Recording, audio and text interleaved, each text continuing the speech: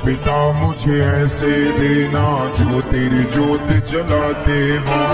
माता पिता मुझे ऐसे देना जो तेरी ज्योत जलाते हो। भाई बहन मुझे ऐसे देना सब कोई मंदिर जाते हों। भाई बहन मुझे ऐसे देना सब कोई मंदिर जाते हो। माता पिता कैसे मिले? माता पिता मुझे ऐसे देना तेरी ज्योत जलाते हों। माता पिता मुझे ऐसे देना जो तेरी ज्योत जलाते हो। भाई बहन मुझे ऐसे देना सब कोई मंदिर जाते हों। भाई बहन मुझे ऐसे देना सब कोई मंदिर जाते हो। पुत्र मुझे तुम ऐसा देना, पुत्र मुझे तुम ऐसा देना, पुत्र मुझे तुम ऐसा देना जो हो तेरा दुलार तेरे प्रेमी के घर में जन्म देना दोबारा। तेरे प्रेमी के घर में जन्म देना दोबारा। तेरे प्रेमी के घर में जन्म देना दोबारा। श्री राम जय राम जय जय राम। श्री राम जय राम जय जय राम। श्री राम जय राम जय जय राम। श्री राम जय राम जय जय राम।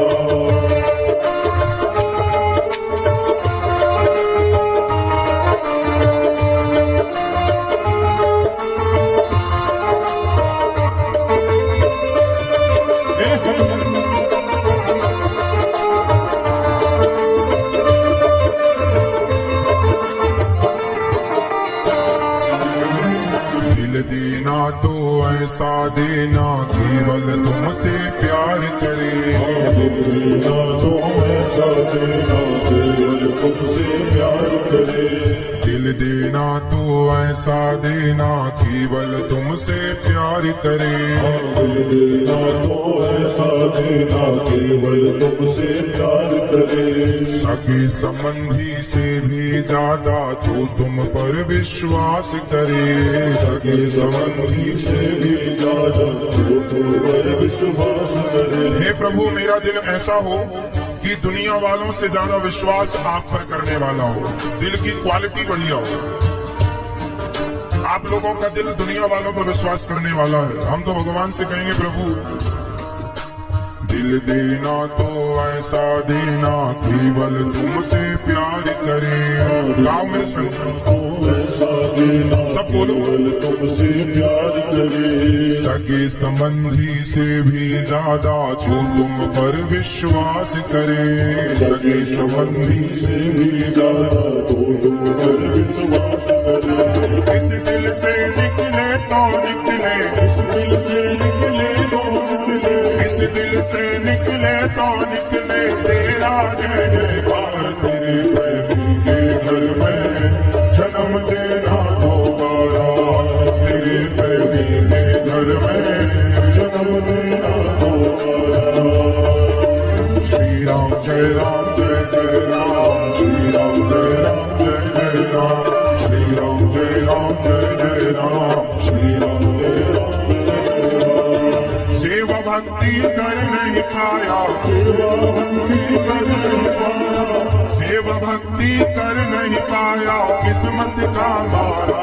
तेरे प्रेमी के घर में जन्म देना दोबारा।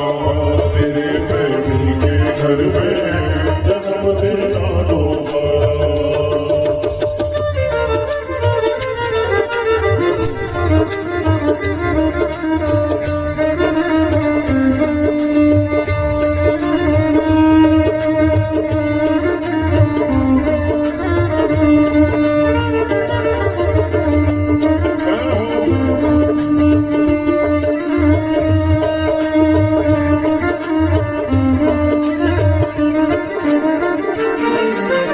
गली मोहल्ला ऐसा देना कीर्तन होता रहता हो।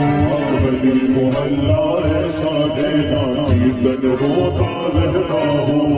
आप अपने पड़ोसी कैसे चाहते हैं?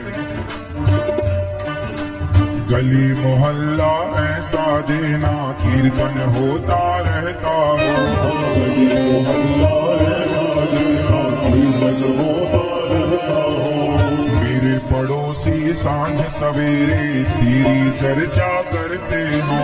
मेरे पड़ोसी सांझ सवेरे तेरी चर्चा करते हो। पड़ोसी कैसे हो अपने? मेरे पड़ोसी सांझ सवेरे तेरी चर्चा करते हो। मेरे पड़ोसी सांझ सवेरे तेरी चर्चा करते हो। सुख में दुख में हमको तेरा, दुख में हमको तेरा, सुख में दुख में हमको तेरा मिलता रहे सहारा। तेरे प्रेमी के जन्म देना दोबारा, तेरे प्रेमी के घर में जन्म देना दोबारा। भक्ति सेवा कर नहीं पाया, भक्ति सेवा कर नहीं पाया, किस्मत का मारा। तेरे प्रेमी के घर में जन्म देना दोबारा, तेरे प्रेमी के घर में जन्म देना दोबारा। श्री राम जय राम जय जय राम, श्री राम जय राम जय जय राम, श्री राम जय राम जय जय राम, श्री राम जय राम जय राम। और प्यारा सा मंदिर हो तेरा मेरी गली के नुक्कड़ में, प्यारा सा मंदिर हो तेरा मेरी गली के नुक्कड़ पे। किसके घर के आसपास मंदिर है? भाग्यशाली है वो लोग। प्यारा सा मंदिर हो तेरा मेरी गली के नुक्कड़ में, प्यारा सा मंदिर हो तेरा मेरी गली के नुक्कड़ पे। तेरा दर्शन करके जाएं जब निकले अपने घर से, तेरा दर्शन करके जाए जब निकले अपने घर से। बनवारी तेरे चरणों में, बनवारी तेरे चरणों में, बनवारी तेरे चरणों में अब होता रहे गुजारा। तेरे प्रेमी के घर में जन्म देना दोबारा, तेरे प्रेमी के घर में जन्म देना दोबारा। सेवा भक्ति कर नहीं पाया, सेवा भक्ति कर नहीं पाया, किस्मत का मारा। तेरे प्रेमी के घर में जन्म देना दोबारा, तेरे प्रेमी के घर में जन्म देना दोबारा, तेरे प्रेमी के घर में जन्म देना दोबारा, तेरे प्रेमी के घर में जन्म देना दोबारा। सेवा भक्ति कर नहीं पाया, सेवा भक्ति कर नहीं पाया, किस्मत का मारा। तेरे प्रेमी के घर में जन्म देना दोबारा, तेरे प्रेमी के घर में जन्म देना दोबारा। श्री राम जय राम जय जय राम, श्री राम जय राम जय जय राम, श्री राम जय राम जय जय राम, श्री राम जय राम जय जय राम, श्री राम जय राम जय जय राम, श्री राम जय राम जय जय राम, श्री राम जय राम जय जय राम, श्री राम जय राम जय जय राम, श्री राम जय राम जय जय राम, श्री राम जय राम जय जय राम, श्री राम जय राम जय जय राम, श्री राम जय राम जय जय राम। तेरे प्रेमी के घर में जन्म देना दोबारा, देना तो ऐसा देना केवल तुमसे प्यार करूं, सगे संबंधी से भी ज्यादा जो तुम पर विश्वास करे। हे प्रभु, मेरा दिल आपके लिए धड़कता रहे और आपका ही स्मरण करता रहे। किसी और के लिए मेरा दिल ना हो, मेरा दिल ना धड़के किसी और के। भगवान भगवान से प्रार्थना यही करो कि हे नाथ, मैं आपको कभी भूलूं नहीं। एक बार सब लोग मेरे साथ बोलो, हे नाथ, मैं आपको कभी भूलूं नहीं। हम भगवान को ना भूलें, बस ये हमें प्रार्थना भगवान के चरणों में करनी चाहिए। भगवान को भूल जाना ही सबसे बड़ा दुख है। भगवान का स्मरण बना रहे, यही सबसे बड़ा सुख है।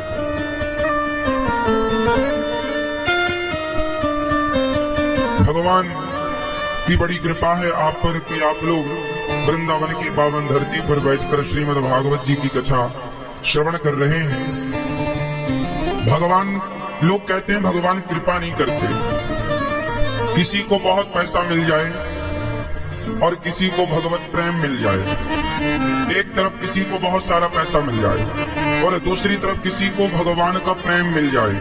किसी की आंखों में भगवान के लिए आंसू आ रहे हैं, कोई भगवान के लिए रो रहा हो, तो आप बताइए इन दोनों में से भगवान की कृपा किस पर हुई है? जिसे बहुत पैसा मिल गया वो भगवान की कृपा का पात्र है, या जिसे भगवान की भक्ति और प्रेम मिल गया वो भगवान की कृपा का पात्र है? आप लोगों का गणित क्या कहता है? लोगों को लगता है हमारे पास बहुत पैसा है मतलब भगवान की हम पर बहुत बड़ी कृपा है। आप कृपा की व्याख्या ही गलत करते हो। भगवान बहुत पैसा होना भगवान की कृपा नहीं है। बहुत पैसा तो बादशाह के पास भी हो सकता है, क्यों जी नहीं हो सकता? आपसे ज्यादा पैसा बादशाहों के पास होता है। तो भगवान की कृपा जब होती है तो पैसा नहीं, पैसा तो भाग्य का खेल है साहब। आपने पुण्य किया होगा, धन मिलेगा। भगवान की कृपा से पैसा नहीं मिलता, भगवान की कृपा से भगवत प्रेम प्राप्त होता है। भगवान के चरणों में प्रेम मिलता है। यदि आपका मन भगवान में लग गया या लगा है, या आपको भगवान की याद ज्यादा आती है, मतलब आप पर भगवान की कृपा है इसलिए याद आती है, वरना कृपा नहीं है तो लोगों को ना दिन को याद आती ना रात को याद आती। भगवान के लिए आंसू नहीं निकल रहे हैं, इसका मतलब भगवान की कृपा नहीं। जो भगवान के लिए रो रहा हो। मेरे एक बचपन के नहीं, जब मैं अयोध्या जी में पढ़ता था तो मेरे एक मित्र थे, वो संत थे। संत निवास में ही मैं रहा करता था पढ़ने के लिए और संतों का खूब दर्शन करता था। तो जो मेरे साथ संत जी रहा करते थे, जिनके साथ हम लोग काम करते थे आश्रम का, जिनके साथ हंसते मजाक करते थे, भजन करते थे, सरयू जी नहाते थे, वो संत जो है ना,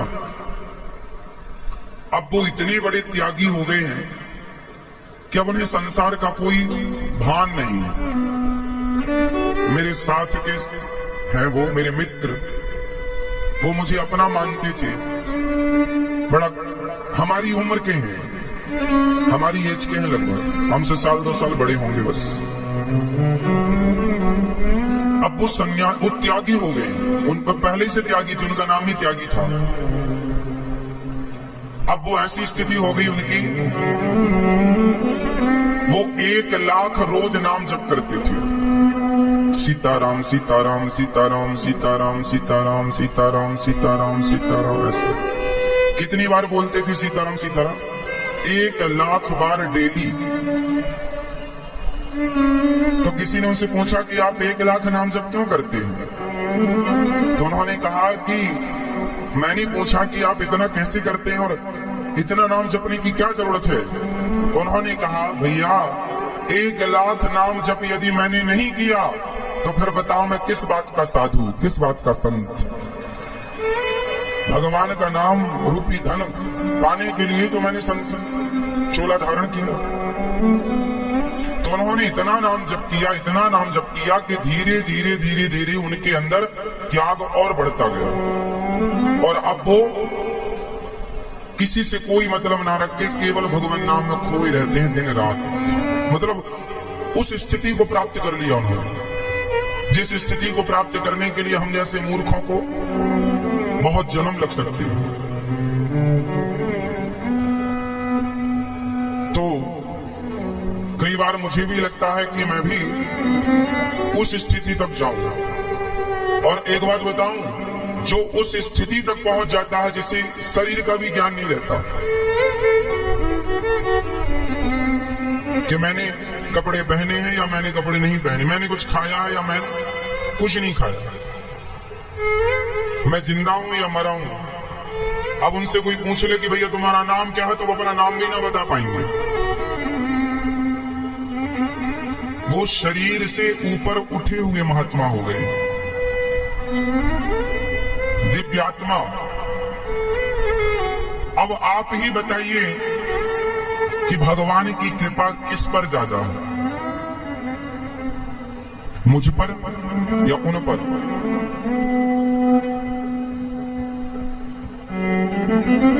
बताओ। फिर जिसको अभी कुछ चाहिए उस पर भगवान की कृपा नहीं है। अभी आपको कुछ चाहिए, कच्चे हो, चाह है, और उन्हें आप 1 करोड़ रुपए रखो, उन्हें पता ही नहीं कि पैसा है। मेरे साथ भी जब थे ना तब बड़े त्यागी थे, लेकिन मैंने कभी सोचा नहीं था कि वो इस स्थिति तक पहुंच जाएंगे। अवधूत स्थिति में पहुंच गए वो। एक स्थिति तो देखो बनानी पड़ती है, तो बनाने वाली तो पाखंड है, लेकिन जो अंदर से निर्मित हो जाए वो स्थिति त्याग की, वो यथार्थ वो है। इस समय वो महात्मा अमरकंटक में विराजे हैं।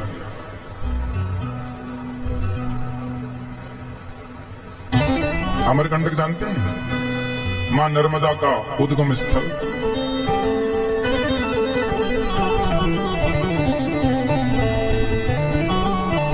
उस स्थिति तक जाना है, अपने आप को ले जाना है।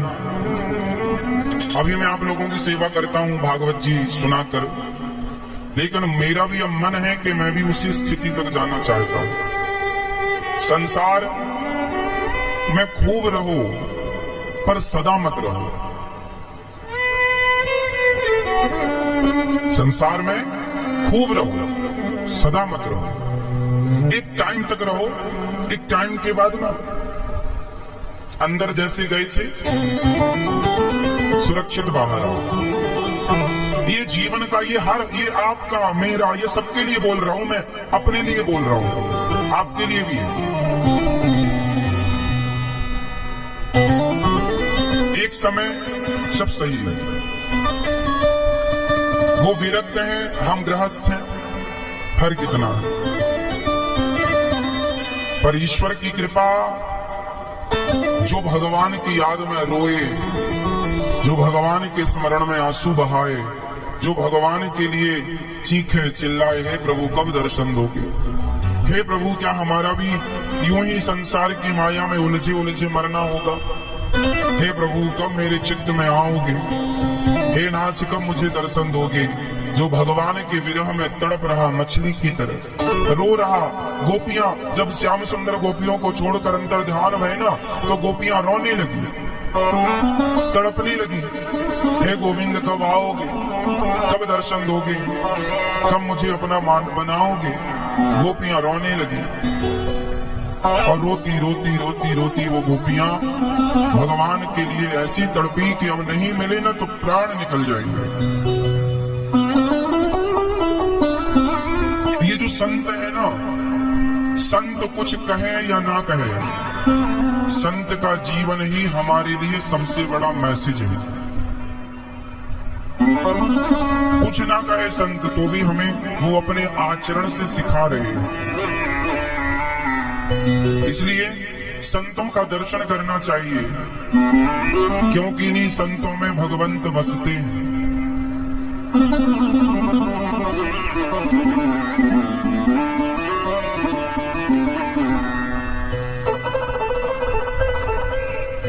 भगवान की जिन पर कृपा होती है वो भगवान के लिए तड़पते हैं, रोते हैं। आप धन पाए हैं तो ये मत सोचने लग जाइएगा कि बड़ी कृपा है। धन पाकर भी यदि आपके अंदर अभिमान नहीं है, धन पाकर भी यदि आपके अंदर दया है, धन पाकर भी यदि आपके अंदर सेवा भाव है, तो मैं मान सकता हूं कि भगवान की कृपा है आप पर, कि आपको धन है फिर भी धन का अभिमान नहीं। इसलिए कृपा तो भगवान की कृपा है। जब कृपा होगी ना तो संसार असार नजर आएगा। सार खलु संसारो दुख रूपी विमोह।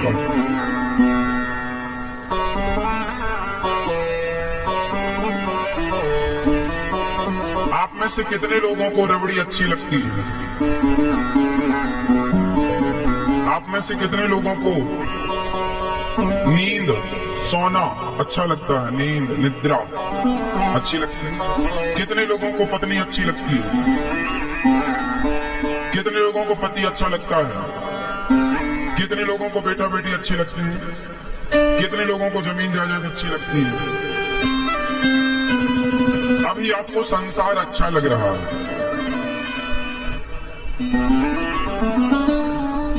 अभी आपको संसार अच्छा लग रहा है।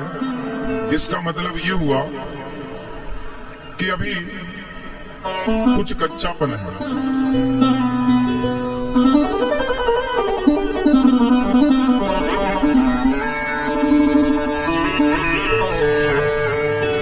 जब संसार आसार लगने लगे, बेस्वाद लगने लगे, जब पत्नी और पति में कोई सुख ना नजर आए, जब खाने पीने में कोई सुख नजर ना आए, जब केवल गोविंद के नाम में ही सुख नजर आने लग जाए, तब समझ लो कि कुछ परिपक्वता आ रही है। जब केवल भगवान में सुख नजर आने लग जाए, केवल कृष्ण में सुख नजर आए, उनके स्वरूप में, उनके ध्यान में, उनके चरणों में, उनकी कथा में, जब केवल भगवान में सुख नजर आने लग जाए, तब समझ लो कि हाँ कुछ परिपक्वता आ रही है, कुछ पक रहे हैं। संसार अच्छा लग रहा है मतलब अभी कच्चे।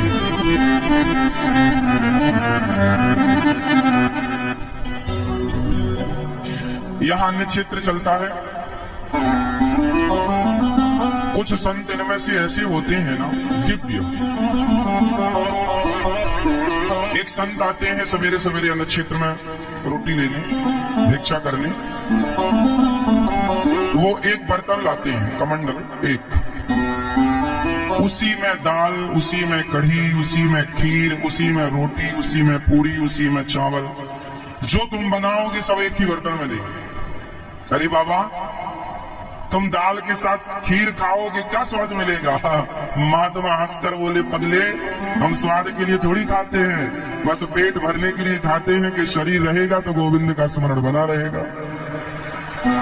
स्वाद के लिए तो संसारी लोग खाते हैं, हम तो महात्मा संत हैं। संत का अर्थ ही होता है इच्छाओं का जो अंत कर दे, जो इच्छाओं का अंत कर दे, उन्हीं का नाम। अब सोचो, ऐसी उच्च कोटि के महात्मा जब आपके द्वारा जब भंडारा कराते हो आप, और आपकी रोटी जब ऐसे सिद्ध पुरुष खाएंगे, तो एक टुकड़ा भी यदि आपकी रोटी का उन्होंने खा लिया ना, तो आपका लोक परलोक बना देंगे। संतों की कृपा, उनकी कृपा के बिना कुछ काम नहीं होता। इसलिए आपसे हम कहा करते हैं, आप भी अपनी तरफ से एक दिन का अन्य क्षेत्र बंटवाया करो, सेवा लिया करो। हजारों में कोई एक संत ऐसा होता है जैसी हम बात कर रहे हैं, हजारों में कोई एक ऐसा है, सब नहीं। फक्कड़ महात्मा कोई मतलब। तो जब तक आपको संसार में स्वाद आ रहा है मतलब अभी कच्चे हो, और जब ये स्वाद खत्म होगा तो पकेंगे। समझ में आ रही है ना बात?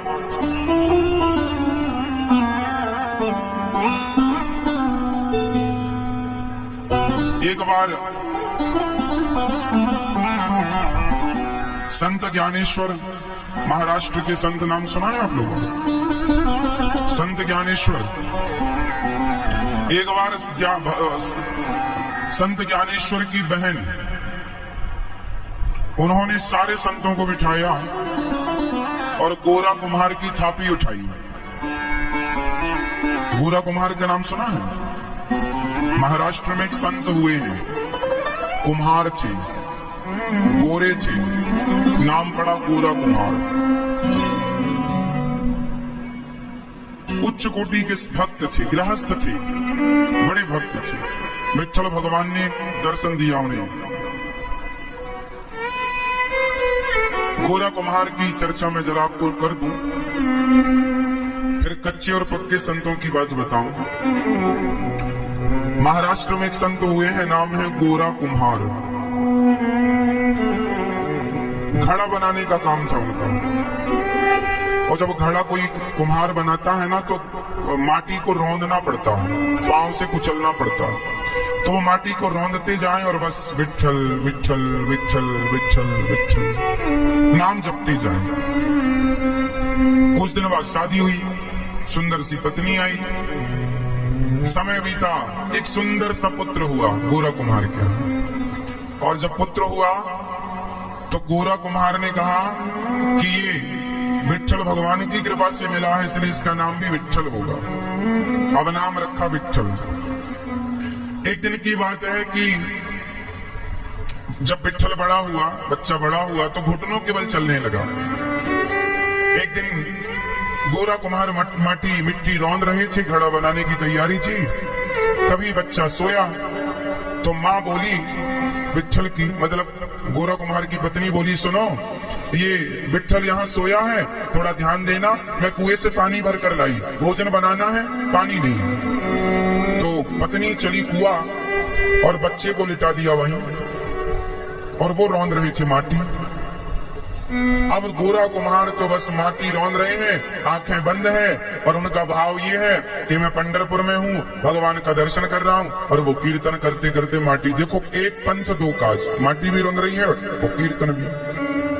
ऐसे ही आप लोग भी काम करते रहा करो और भगवान का स्मरण बनाए रखा करो। अब वो विठ्ठल विठ्ठल विठ्ठल विठ्ठला, पांडुरंग विठ्ठला, विठ्ठल विठ्ठल विठ्ठला, पांडुरंग विठ्ठला। अब वो नाम जप कर रहे हैं कि तभी वो छोटा सा बच्चा जाग गया। वो जब जागा तो रोया, पर रोया तो माँ तो थी नहीं, कुएं में गई थी पानी भरने। तो उसने अपने पिता को देखा, तो बच्चा है, जिसको देखता उसी की तरफ भागता है। अब वो घुटनों के बल घिसटता हुआ पिता के पास गया, और पिता ध्यान में थे, आंखें बंद थी, नाम जब चल रहा। और बच्चा तो बच्चा है, जाके वो उस माटी के जो था पूरा, उस में जाके गिर गया। और रौंदते हुए विठ्ठल नाम जपते हुए गोरा कुम्हार जी आए और उन्होंने बच्चे की छाती पर पांव रख दिया। तो बच्चा माटी के अंदर धंस गया। फिर बढ़ गए, फिर घूम करके आई तो फिर सिर में पांव रखा। मतलब वो बच्चा पूरा का पूरा मिट्टी के अंदर समा गया और दम घुटने से उसकी मृत्यु हो गई। ये बिल्कुल सत्य घटना है। अब उनका तो ध्यान चल ही रहा है, विठ्ठल विठ्ठल विठ्ठल विठ्ठल विठ्ठल नाम जब चल रहा है, और यहाँ बेटा माटी में, उसका रोना भी सुनाई नहीं पड़ा।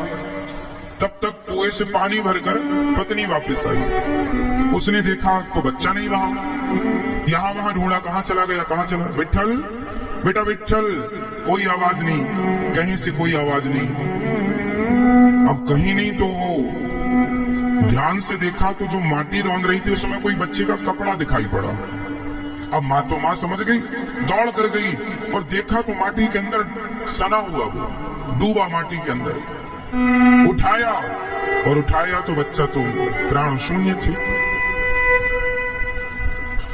अब गोरा कुम्हार को उसने आवाज लगाई, हाथ पकड़ के रोका, क्या किया आपने, अपने पुत्र की जान ले ली, क्या हुआ, कहा, क्या कह रही हो तुम, ये विठ्ठल देख रहे हो, ये तुम्हारे इस रौंदती हुई माटी में आकर गिर पड़ा और तुमने उसे भी रौंद डाला, तुमने मार दिया अपने पुत्र को। कैसी भक्ति है तुम्हारी, यही भक्ति है, कैसा विठ्ठल है तुम्हारा भगवान। तुम भक्ति करते रहे और उन्होंने मेरे बच्चे की जान ले ली। माँ तो माँ है, सब कुछ कहेगी।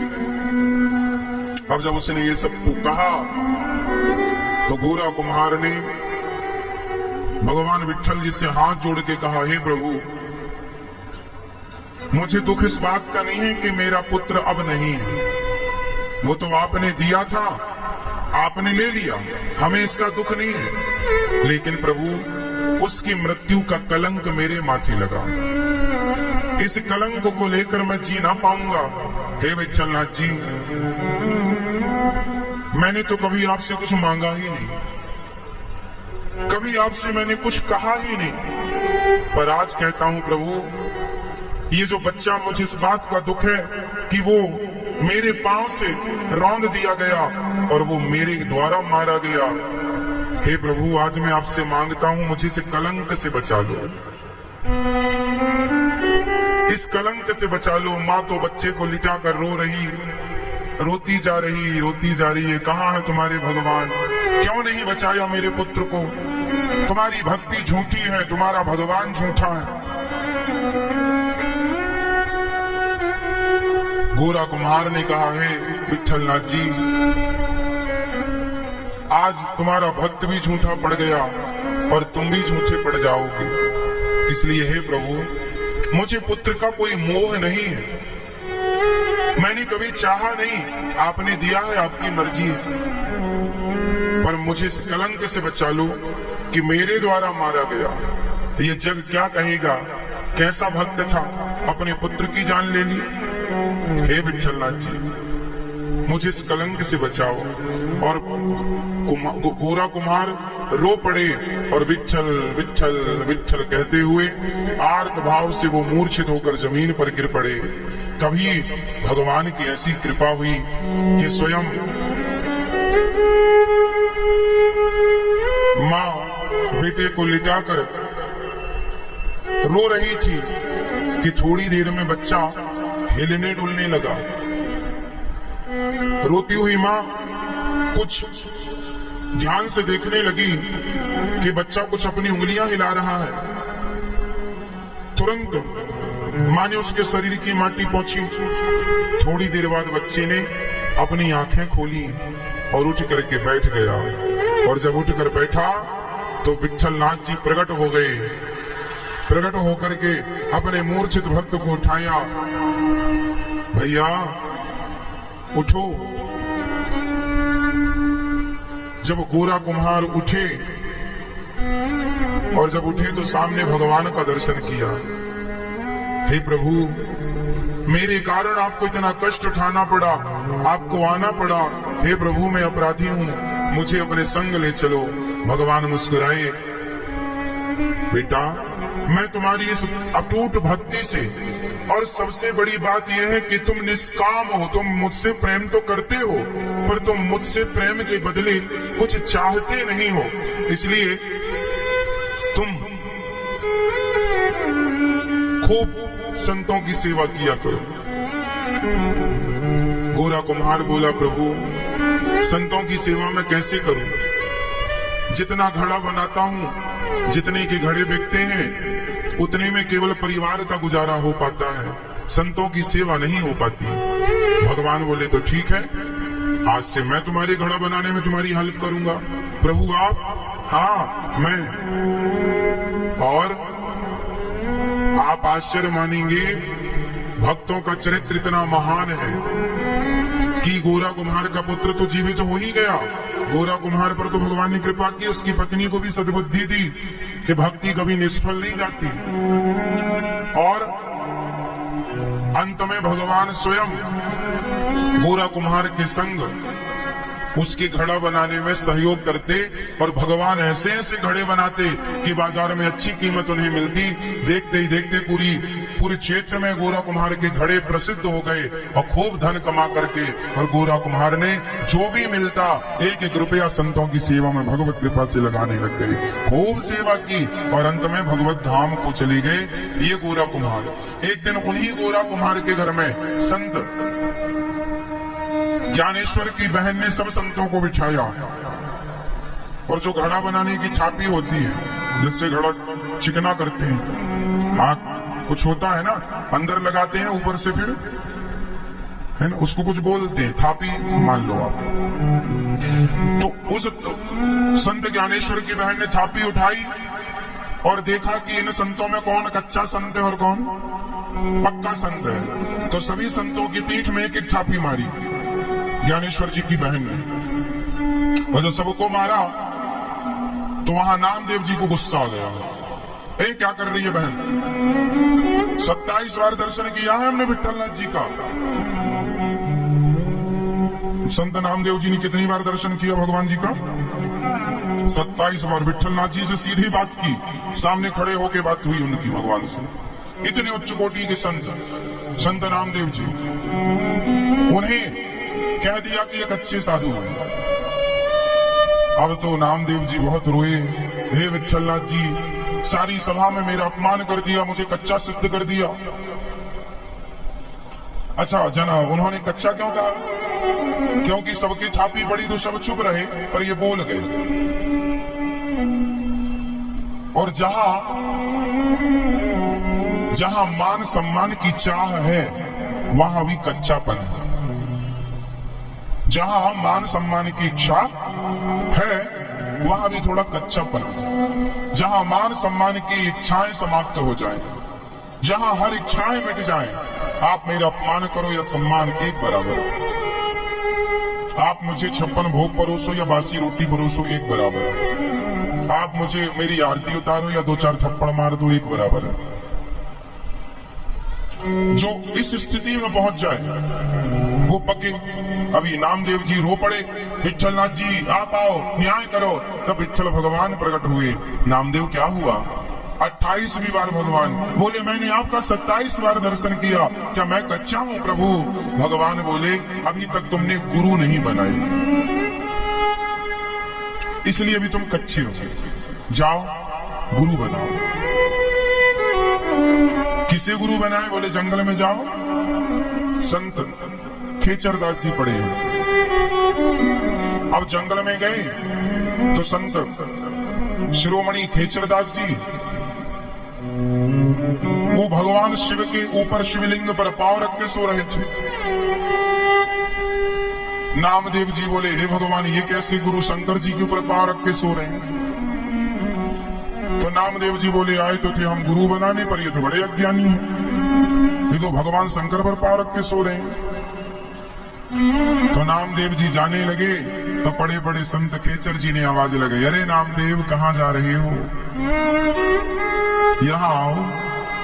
नामदेव जी को लगा मुझे देखा नहीं इन्होंने, फिर भी नाम लेके बुला रहे हैं, सिद्ध पुरुष।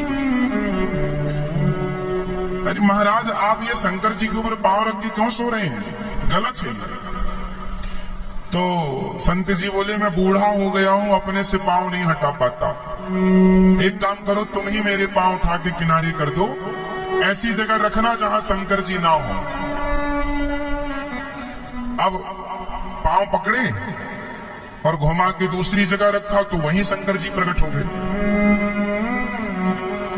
फिर नामदेव जी ने तीसरी जगह पांव घुमा के रखा, फिर प्रकट हो गए। 12 जगह घुमाया तो 12 ज्योतिर्लिंग वहीं प्रकट हो गए। अब नामदेव जी थक गए, महाराज अब कहाँ रखें? जहां रखते हैं। आप कौन है महाराज? तब खेचर महाराज ने कहा, नामदेव, तुम्हारे जैसा भक्त कोई नहीं है, पर तुम थोड़ी कच्चे इसलिए हो कि तुम केवल विठलनाथ जी को मंदिर में देखते हो। विठलनाथ जी केवल मंदिर में नहीं है, उन्हें कण-कण में देखने की कोशिश करो। उन्हें कण-कण में देखने की कोशिश करो। और उस दिन के बाद से संत नामदेव जी वहां से मंत्र प्राप्त करते हैं और जंगल में गांव के समीप कुटिया बनाकर रहते हैं, भिक्षा मांगकर लाते हैं। एक दिन रोटी बना रहे थे और घी लेने के लिए अंदर गए कि घी चुपड़कर विठलनाथ जी का भोग लगाएंगे, कि घी की कटोरी लेने अंदर गए थे कि बाहर कुत्ता आया और सारी रोटी मुंह में दबा के भागा। तो नामदेव जी अंदर से घी की कटोरी लेकर आए और दौड़े, अरे प्रभु जी, सूखी रोटी मत खाओ, आपका दिया घी है, घी चुपड़ के खाओ, घी खाओ। लोगों ने कहा, ये तो कुत्ता है। नामदेव जी ने कहा नहीं, रोटी तो हमने विट्ठल नाथ जी के लिए रखी थी, इस रूप में विट्ठल नाथ जी ही आकर मेरी रोटियों को भोग लगा रहे हैं। तब उस कुत्ते से विट्ठल भगवान प्रकट होकर और नामदेव जी को दर्शन देकर बोले, अब तुम पक गए, अब तुम कण कण में मेरा दर्शन करने लगे, अब तुम्हें कुत्ते में कुत्ता नहीं नजर आ रहा है, अब तुम्हें कुत्ते में भी विट्ठल नाथ जी नजर आ रहे हैं। तो ये है परिपक्वता, जहां तुम्हें कण कण में भगवान का दर्शन होने लग जाए।